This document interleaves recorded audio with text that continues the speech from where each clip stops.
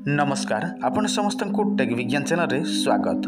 बंधुगण आपण माने केबे ना केबे भाबिथिबे स्वप्न रे मध्य देखिथिबे आपण माने अदृश्य हेउछंती। एही अदृश्य हेबा होयतो एही कलि जुग रे संभव नुहे, किंतु त्रेतया सत्य द्वापर जुग रे से सब संभव हेउथिला। ता छडा अनेक लोक माने थिले जो माने एही तंत्र मंत्र जंत्र माध्यम रे से माने आकाश रे भ्रमण मध्य करि पारुथिले एवं जोठी को इच्छा से माने सेठिकी जाई पारुथिले। आज मु आपण को एही वीडियो माध्यम रे अदृश्य हेबा पई कोन करिबा को पड़ी थाए से सब आम अथर्ववेद रे लेखा अछि। मो आपण मानको सही विषयटा जणाइबी।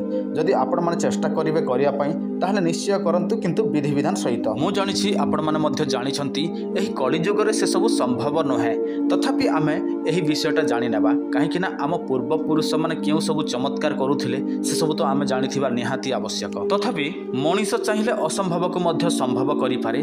तेणु आपण माने जदि चाहिबे एही सब करिया पई ताहले आपण माने मध्य करि पारिबे, किंतु नियम नीति श्रद्धा विश्वास अनुसार। वर्तमान आपण माने अथर्ववेदर गोटे श्लोक को आपण माने भल भाबे देखंतु।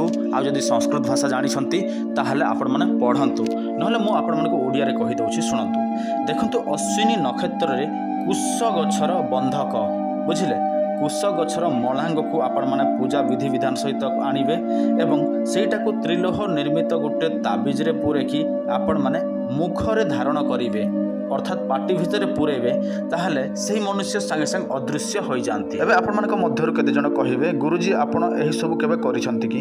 देखंतु मो अनेक थर चेष्टा करिछि किंतु विफल होइछि। काहेकि ना कुश गछर मलांग मिलु नाही, सेटा हला सबुठार बड़ कथा।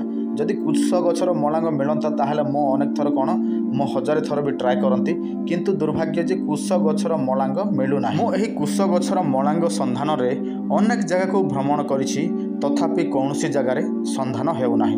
जदि आपनक अंचल रे जदि कुश गछर मलांग थाए ताहले मते कमेंट रे निश्चित भाव जणाइबे, काहेकि ना मते भी दरकार आ जदि आपण पाउछंती आपण को भी दरकार। कुश गछर मलांग खाली गोटे काम रे लागि न थाए, यह तंत्र पई अद्भुत एवं चमत्कार भाव में काम करे थाए। यह विभिन्न प्रकार यार प्रयोग करा जाय थाए।